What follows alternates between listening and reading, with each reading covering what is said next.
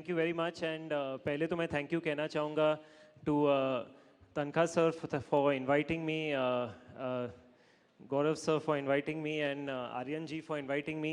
बहुत अच्छा लग रहा है भोपाल में आके, it's such a beautiful city. सुबह गया था आपके बड़े तालाब पे, so it is stunning. I can't believe कि आप इतने लकी हो कि आप ऐसे शहर में रहते हो। So I am very lucky to be here. We are equally lucky to have someone like you who has so एक होता है ब्रांड्स, हम सुनते हैं इतने सारे हमने ब्रांड्स के नाम देखे हैं, और एक होते हैं वो जो ब्रांड्स को ब्रांड्स बनाते हैं और खुद एक अपने आप में ब्रांड बनते हैं। Shebang is in true sense one such story that you have been able to create in a short span of say about 5-6 years. It's 8 years old now. 2015 में आपने इसकी शुरुआत करी। उसके पहले भी आप इसी फील्ड में थे, you are running another startup in the same field Foxymoron के नाम से, but 2015 your journey changed, your vision, your experiences led you to something, again a brilliant name I must say, the logo that you have, hashtag with an exclamation mark, कैसे, I mean see I think you know this conclave, Udaan conclave जो आज हो रहा है, I think the mission is very very strong. Mission is job creation, and I think what happened why I think this mission is very strong, because my inspiration from entrepreneurship, for entrepreneurship, came at age 21 years का मैं था, और what I used to do is कि college में जब भी मैं था, तीन साल मैंने जो कॉलेज की, that time every year I used to do a different internship. Okay. And why I say that this mission that is chosen for this conclave is very very strong, because in my third year of internship I was working with a gentleman called Rajiv Dingra, who was running a company called What Consult, What Blog. उन्होंने company बेच दी Dentsu को, काफ़ी अच्छे value पे उन्होंने company बेच दी Dentsu को, और मैं उनकी कंपनी में इंटर्न था। तो अगर इकोसिस्टम स्ट्रांग हो, ज़्यादा जॉब्स हो, तो मेरे जैसे इंटर्न होंगे कंपनीज में, और वहाँ मैंने देखा कि अच्छा कंपनी ऐसे चलती है, वो भी स्टार्टिंग स्टेज पे थे। तो मुझे लगा कि वो तभी मुझे सैलरी दे रहे थे 16,000 रुपीज़ की। अच्छा। तो मैं काफ़ी ऐसे, मतलब आई थिंक जो भी ये रूम में है, मैं सेफली कह सकता हूँ कि जो भी यंग यूथ जो ये रूम में है, आपकी वजह से आपका घर नहीं चलने वाला। तो मेरी भी सिमिलर सिचुएशन था कि मम्मी पापा ने कहा कि ठीक है 16,000 रुपीज़ का रिस्क है, और अगर आप वो सैलरी घर पे नहीं लेके आए तो ठीक है, आप बिजनेस करो। और मेरी वो 16,000 रुपीज़ की जो सैलरी थी उसको मैंने डाला। हम लोग 4 पार्टनर थे, हम लोग ने 64,000 रुपीज़ डाले। और उस समय बॉम्बे में, अगर आप लोग वीटी स्टेशन पे आए हो बॉम्बे में, छत्रपति शिवाजी टर्मिनस पे, उसके सामने एक मैकडॉनल्ड्स है, तो वो मैकडॉनल्ड्स की गली में हमारी पहली ऑफिस थी। छोटी सी ऑफिस थी 200 स्क्वायर फुट की, नो विंडोज़, नो टॉयलेट, कुछ नहीं, पैसे डाल के ऑफिस बनाई, और फिर अच्छी कंपनी बनाई हम लोगों ने। 250 लोगों की कंपनी बनाई फॉक्सीमोरॉन के नाम से। फर्स्ट फ्यू फास्ट मूवर्स थे हम लोग सोशल मीडिया मार्केटिंग स्पेस में। This was 2009 when you started? 2008 में शुरू की थी वो ऑफिस, वो कंपनी। और फिर वहाँ से मैंने एक एग्जिट ले लिया, और फिर मैंने शुरू किया शेबैंग, क्योंकि मैं ज़्यादा इंडिपेंडेंटली काम करना चाहता था। वहाँ 4 लोगों की पार्टनरशिप थी, फिर मैं यहाँ एक इंडिविजुअली एक विजन उसको डायरेक्ट करना चाहता था, तो मैं निकल गया और मैंने शुरू किया Shebang. But was it easy, because see when you are working with 4 people as a part of your team against the idea of you leading the deck now all alone, अभी तो क्या है कि रिस्क बढ़ रहा है, तो अगर वो होता है ना बात कि यार मैं डूबा तो मेरे साथ 3 और डूब रहे हैं, और मैं बढ़ा तो 3 और बढ़ गए। सर कोई प्रमोटर होता है तो शेयर होना चाहिए। हाँ बिल्कुल। और वो मतलब I think you can work with co founders early in your career, but I am sure कि आप जैसे बढ़ते जाओगे ना, तो जितना आपका विजन क्लियर होता जाएगा, आप लीड फाउंडर बनना चाहोगे मेरे हिसाब से। But when you started off, so you would have started off alone, but you would have gone for the hiring spree, or is it something that you started off with pitching initially alone and then? No, so we had in day one of Shebang, I took a risk. If you all know about Mumbai का real estate prices, तो मैंने जाके पहले दिन पे 10,000 square foot की office ले ली। Okay, क्योंकि मैं had hired anyone then? हाँ, मतलब 20 लोग हायर किए थे। अच्छा। ऑफिस की कैपेसिटी ऑलमोस्ट 170 लोग की थी, 20 लोग हायर किए थे। वो रियल एस्टेट ऑलमोस्ट एम्प्टी जा रहा था। इन हाइंडसाइट शायद लोग बोलेंगे कि स्टूपिड डिसीजन, लेकिन क्या हुआ था वो दिन कि मैं मार्केट को दिखाना चाहता था कि आई एम रेडी, आपको जो चाहिए आप मुझे भेजो, इंक्रीज करने की कैपेसिटी है और मैं आपको सर्व कर दूंगा। तो क्योंकि मेरे पास थोड़ा एक्सपीरियंस था, थोड़े कॉन्टैक्ट्स थे, तो मैंने 20 लोग डे 1 पे रखे और एक 10,000 स्क्वायर फुट की ऑफिस ले ली थी। और मेरे पहले दो क्लाइंट जो आए थे वो आप कुकरेजा मतलब सिंधी हो? पंजाबी। लेकिन मेरे पहले दो क्लाइंट जो थे, पहला क्लाइंट था Finolex industries limited, Sindhi company है। और सिंधी कंपनी अगर आपको काम देगी उसका मतलब स्टैम्प ऑफ ट्रस्ट कि कंजर्वेटिव कंपनी होती है ज़्यादा। और दूसरी और conservative company Godrej industries limited, Parsi लोग। तो अगर पारसी लोग और सिंधी लोग आपको पहला काम देंगे ना, तो फिर मार्केट को पता चल जाता है कि ठीक है इसको काम दे सकते हैं, मतलब ड्यू डिलिजेंस किया होगा इन लोगों ने। बट ये भी अपने आप में बड़े ब्रांड्स हैं और हाँ, बहुत बड़े ब्रांड्स हैं। एक नई, सो ऑफ कोर्स आपने एक्सपीरियंस था, काम किया हुआ था, बट अब आपने एक नई शुरुआत करी है। हाँ जी। और अब आप उनको जाके पिचिंग कर रहे हो। हाँ। तो बहुत आसान रहा कि गए, पिचिंग करी और क्रैक हो गया, या किस्मत थी कि हमने पिचिंग करी and we were lucky enough to just get hold of 2 big brands? Because पहला कदम तो कठिन होता है, पहला ब्रांड लाना भी मुश्किल है। अगर कोई भी आप मेरी लाइन में आना चाहते हो ना, तो वो सबसे ज़्यादा इंपॉर्टेंट है पिच। अगर आप सपोज मानसरोवर ग्लोबल यूनिवर्सिटी को पिच करना चाहते हो और उनको मतलब उनके 15,000 स्टूडेंट्स है और उनके क्या क्या सब डिविजन्स है, उनका बिजनेस मेन कहाँ से आता है, उनके पेन पॉइंट्स कहाँ से है, आप मार्केट में थोड़ा स्टडी करोगे, स्टूडेंट से रिसर्च करोगे, उनके एम्प्लॉयज़ के साथ रिसर्च करोगे और फिर उनको आप क्रिस्टलाइज करके बता सकोगे कि एक्चुअली आपके बिजनेस में ना आपको ग्रोथ यहाँ से अनलॉक होने वाला है। अगर आप पिच में वो अच्छी तरह से बता सकोगे तो क्लाइंट आपको बिजनेस क्यों नहीं देगा?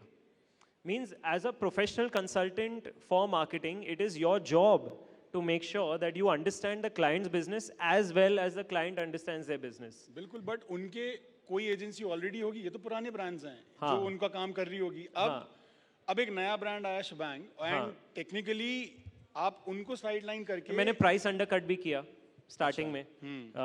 थोड़ी भीख मांगनी पड़ी, बेगिंग बोल के साथ जाते हो आप अर्ली डेज पे, तो मतलब कॉम्बिनेशन की चीज़ें होती है कि आप प्राइस भी अंडरकट करोगे, आप क्वालिटी बेटर दोगे, आप थोड़ी ह्यूमिलिटी के साथ जाओगे, आप रिक्वेस्ट के साथ जाओगे, आप थोड़ा टाइम फ्री काम करोगे, 1 हफ्ता 2 हफ्ते फ्री काम करोगे ताकि आप काम दिखा पाओ उनको। हाँ, उनको क्वालिटी दिख जाएगी, बिकॉज मार्केट को भी वो एक डाउट होता है ना कि ये सर्विस बराबर देंगे कि नहीं। बिल्कुल, but you could crack it up, you got 2 clients. I was lucky, yes. So you would rate luck as an important parameter in the process? You can say yes. I mean, in anything you will, I think if we take concept of, if we take the concept of Bhagavad Gita, what is Bhagavad Gita teaching us is concept of detached, dutiful work. So you do the work with your full detachment to the outcome, with your full duty, and then what comes is comes. So some part of it is luck. Some part of it is luck. But 20 लोगों की company से शुरुआत करी आपने 2015 में। हाँ। और अभी मेरी बैक स्टेज इनसे चर्चा हो रही थी, तो मैंने ऐसे ही पूछा अभी कितने लोग होंगे, तो 2015 में शुरुआत करी, मेरे दिमाग में चल रहा था कि यार 20 लोगों की टीम होगी, कुछ 150-200 लोग तक तो पहुंच गए होंगे।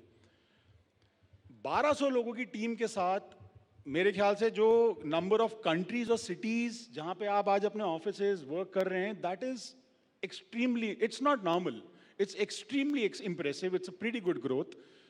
ये ट्रैजेक्टरी कितनी आसान थी, और क्या ऐसा बीच में कभी आया एलिमेंट, क्योंकि आपने इनिशियली अपने पैसे इन्वेस्ट किए, आपने रिसोर्सेज हायर करी, तो क्या ऐसा हुआ कभी बीच में 2 साल 3 साल बाद कि इनिशियल क्लिक तो मिल गया बट आगे के स्टेप्स शायद उतने आसान नहीं हो रहे थे और चीज़ें मुश्किल थी, और उस बीच में कभी क्या ये थॉट आया कि यार मूवमेंट नहीं हो रहा है तो अब पिवटिंग करें, कुछ और करें, एनीथिंग? आई मीन नहीं हुआ था। मैं आपको ये कहानी बताता हूँ। लास्ट पैनल में इन्वेस्टर्स थे, तो मैं आपको इन्वेस्टर्स की कहानी बताता हूँ। मैंने डाले थे, जब भी मैंने शबैंग शुरू किया तभी मैंने डाले थे करीबन 4.34 करोड़ रुपीस स्टार्टिंग में डाल दिए थे। ये आपका अपना पैसा था? हाँ, मेरा पैसा डाल दिया था मैंने। फिर पहली कंपनी तो मैंने 16,000 रुपये से शुरू की, सेकंड कंपनी में तभी थोड़ा एक कैपिटल बेस था, तो फिर मैंने डाल दिया, मतलब जो भी था डाल दिया। और पैसा क्या होता है ना, अभी आप जब भी बिजनेस प्लान में लिखोगे, मेरे बिजनेस प्लान में पहले साल का लॉस था 1 करोड़ रुपए का, लेकिन आप एक्सेल शीट पे लॉस लिखोगे और जब भी आपका खून जाता है ना, जब भी 1 करोड़ एक्चुअली जाते हैं, तो आपको पता है पेन क्या होता है। नींद खराब हो जाती तो है। नींद खराब हो जाती है, मतलब आप, मतलब और आप पकड़ो ना, मेरी प्रीवियस कंपनी में मेरा मंथली इनकम था suppose 5-6 lakh rupees per month. तो आपके पास अच्छी गाड़ी है, अच्छे ड्राइवर है, आपके पास मतलब अब आप खाना अच्छी तरह जगह पे जा रहे हो, नाइट क्लब जा रहे हो, ये सब बंद हो गया। और मतलब लाइफस्टाइल कट बैक हो जाती लाइफस्टाइल है। बहुत सिंपल हो गई मेरी, उसकी वजह से मैं बहुत सीखा भी। तो आप मेरी मेरी सैलरी हो गई 5-6 लाख से 20,000 रुपीज़ अ मंथ। तो क्योंकि मतलब सब पैसे मैंने डाल दिए और मैं अपने आप को कम सैलरी दे रहा और था, टीम की सैलरीज में जा रहे हैं, टीम की रेंटल्स में सैलरीज जा में रहे जा हैं। रहे हैं। और फिर वो जो लॉस रेड देखा मैंने एक्सेल शीट पे 1 करोड़, तो मुझे थोड़ा टेंशन हो गया, बहुत टेंशन हो गया। मैं इन्वेस्टर्स ढूंढने लगा कि चलो आप आ जाओ। उसमें एक हमारे इंडस्ट्री में एक बहुत बड़े एक लेजेंड है सैम बलसारा करके, मेडिसिन मेडिसिन कम्युनिकेशंस ग्रुप चलाते हैं। मैं उनके पास गया, मैं बोला सर आप इन्वेस्ट करना चाहेंगे? तो उन्होंने मुझे सीधा डील दे दिया कि मैं 51% ले लूँगा, तूने जो पैसे डे 1 पे डाले तुझे दे दूंगा, मैं 51% ले लूँगा। मैं बोला मस्त, इन्वेस्टर ऐसे सोचता है। तो मैंने कुछ कर करके डिली डाली करके ऑलमोस्ट 16 महीने वैसे बिता दिए उनके साथ एक अग्रीमेंट करते हुए, क्योंकि मैं देखता रहा कि यार इन्वेस्टमेंट की बातें चलते हाँ, हुए। मतलब एक बॉस कैसे सोचता है वो, मेरे इंडस्ट्री मतलब उनका टर्नओवर आप पकड़ो तो 5,000 करोड़ का टर्नओवर होगा। Okay. तो वो मतलब मैं उनके साथ देख रहा था, एक लॉ फर्म को मैंने पैसे दिए थे, और वो लॉ फर्म आई वुड से कि मतलब लॉ फर्म वाले जनरली तो बहुत महंगे होते हैं और बहुत you know it is a expensive investment. But वो मैं ऑलवेज कहता हूँ कि वो एक मेरा अच्छा एक्सपेंसिव इन्वेस्टमेंट था, वर्थ इट था वो। क्योंकि उस इन्वेस्टमेंट के जरिए मुझे देखने मिला कि एक महारथी कैसे सोचता है। कि वो मेरे पैसे देना चाहता था, वो 51% रखना चाहता था। इन अ वे मैं उसका मैं उसके लिए ही काम करूँगा। सीख रहे हो और आप चीजें हाँ। इन प्रोसेस बिल्कुल। तो फिर मैंने थोड़ी धीरज रखी, स्लोली स्लोली मैंने नेगोशिएट किया कि सर नहीं मुझे ये क्लॉज चाहिए, नहीं मुझे वो क्लॉज चाहिए, मुझे ये क्लॉज चाहिए, नहीं मुझे वो क्लॉज चाहिए। वो भी मुझे एंटरटेन करते गए, और तब तक 16 मंथ्स से गए, तब तक मेरा बिजनेस अच्छा चलने लगा। तो मैंने बोला सर मैं हाथ जोड़ता हूँ, मैं निकलता हूँ, मैं ये डील नहीं कर पाऊँगा। और फिर मैं कंटिन्यू करता गया। और फिर 2017-18 में मुझे एक चटका आया कि भाई ये हमारी तो एडवर्टाइजिंग इंडस्ट्री है, और अगर हम आईटी इंडस्ट्री को देखेंगे वो तो हमारे मतलब नेक्स्ट लेवल पे हैं। डबल बाप है बिल्कुल। हमारे। क्योंकि अगर हम एडवर्टाइजिंग इंडस्ट्री को देखते हैं, ऑर्गेनाइज एडवर्टाइजिंग इंडस्ट्री, वो केवल 50,000 लोगों को एम्प्लॉय करती है। बिल्कुल। और अगर आप आईटी इंडस्ट्री देखोगे, ऑर्गेनाइज आईटी इंडस्ट्री, तो 5.4 million people are employed by organise IT industry in India. तो मैंने देखा कि हम लोग क्या कर रहे हैं, कुछ नहीं कर रहे actually.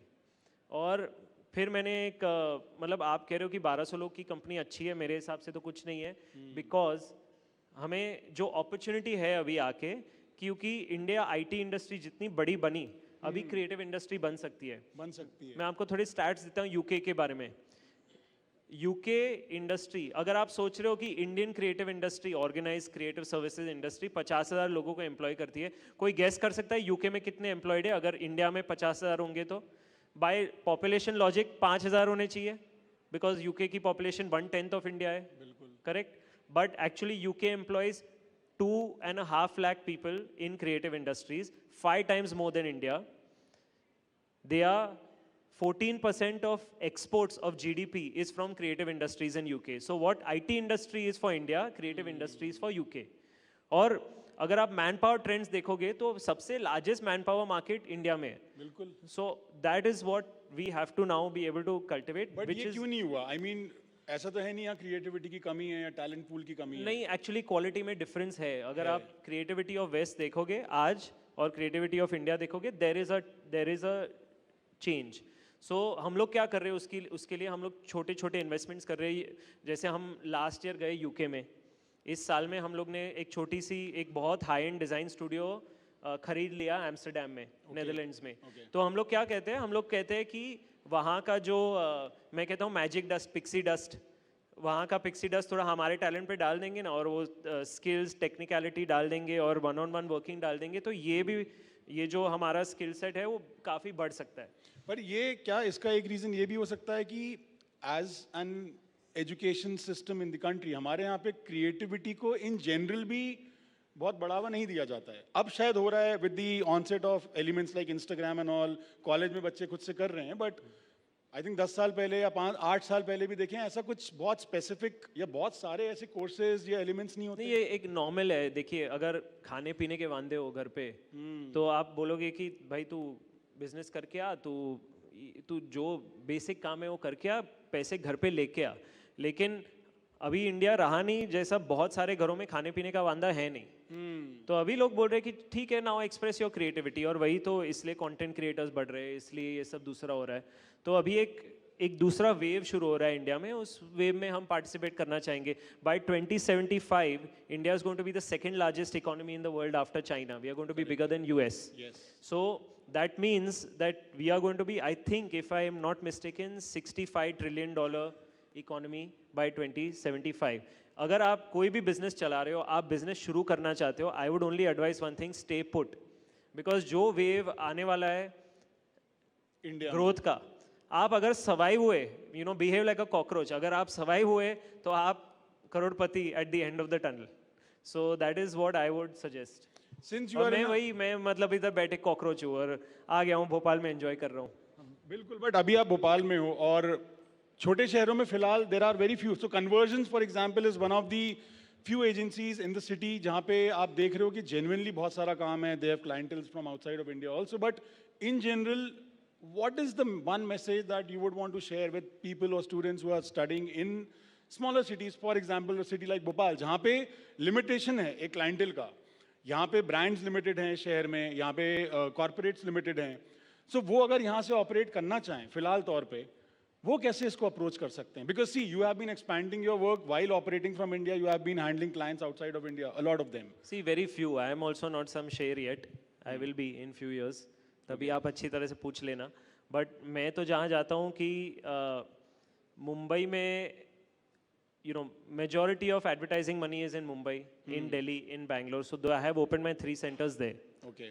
I would suggest that if you want to build a business out of here, then it's मतलब क्लाइंट बेस होना चाहिए, एंटरप्राइज बेस होना चाहिए, ताकि आप केटर कर सको. मेरे So हिसाब से basically physical meetings are very important. है, I think, because it's a relationship driven business. Okay, okay. But ऐसा भी हो सकता है कि अगर आप सेंट्रल इंडिया की एजेंसी, मतलब स्पेसिफिकली आप सेंट्रल इंडिया में एक फुट होल्ड रखना चाहते हो, तो आप भोपाल को सर्विस करो, इंदौर को सर्विस करो, ग्वालियर को सर्विस करो. आप यहाँ पे जो भी बड़े बिजनेसेस है उसको अच्छी तरह से सर्विस करो. आप स्टाफ स्ट्रेंथ बिल्ड करो, आप स्टाफ को ट्रेन करो. बहुत सारे एंटरप्रेन्योर में बात करता हूँ ना, वो बोलते हैं कि अरे मैंने इसको 1 साल के लिए ट्रेन कर लिया, वो तो चला गया, उसने किधर और ज्वाइन कर लिया. तो मैंने बोला भाई उसमें प्रॉब्लम क्या है? मतलब he is also looking after himself. If you are not able to give the growth, then people will leave. Yes. Very simple answer to anything is, the answer to all problems is growth, Yes. according to me. Yes, So if absolutely. you can keep growing, then people will stay with you. Yeah. Because you will be able to give them better salary, better growth prospects, etc., etc., etc. अभी what are your next plans? अभी एक चीज बन गई, आप कह रहे हो मैं भी, और इसमें अभी तो नहीं, बहुत कुछ बचा है, बननी है, चीजें बाकी हैं. What next?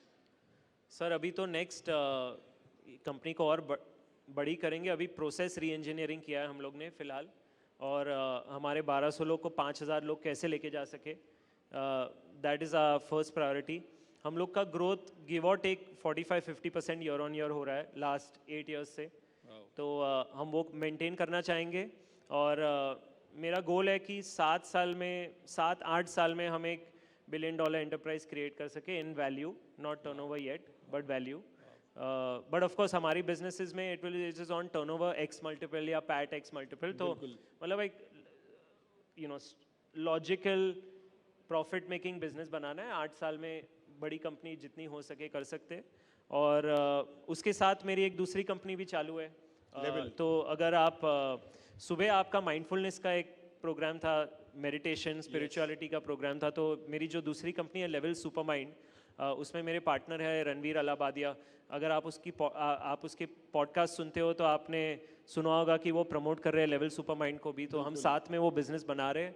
और वहाँ पे भी सेम फिलोसफी है, मैं एक एंकर फिलोसफी जिससे मैं काम कर रहा हूँ is from India to the world and the best of the world to India.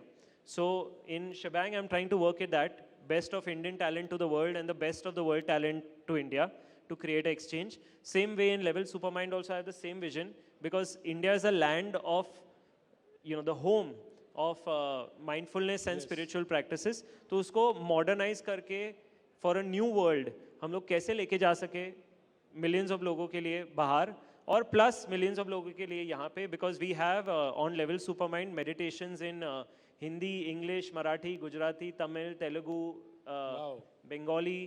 तो we want to hit all of mass India की एक प्रैक्टिस हो जाए ये मेडिटेशन प्रैक्टिस की, ताकि एक माइंड अनलॉक हो सके. It's we are positioning our self as a mind performance company. तो आप अपने आप को माइंड परफॉर्मेंस कैसे अनलॉक कर सकते हो, उस पर हम लोग ने ज़्यादा, आई थिंक हमारा टाइम अप हो रहा है तो हम एंड करेंगे. आखिरी सवाल है और रेलेवेंट है, इसके बाद we'll close it up. How important has meditation played a role in your growth as a person and the growth of Shebang as an organization? I would से वेरी वेरी इंपॉर्टेंट. अगर मुझे opportunity मिली है तो मैं आपको बता देता हूँ. I will tell you some scientific facts about meditation. This is the journal I'm referencing is the Science of Meditation by Richard Davidson and Daniel Goleman, two Harvard professors जिन्होंने almost 40 साल के लिए meditation पे research किया है, using EEGs and various kinds of different devices. So three or four things. One is in 2 weeks of a regular meditation practice. अगर आपने 2 हफ्ते बरकरार meditation practice की तो you will definitely see reduced stress. If you practice for 2 months regularly every single day, you will definitely see greater focus. If you practice for 2 years every single day, you will see an increase in your memory.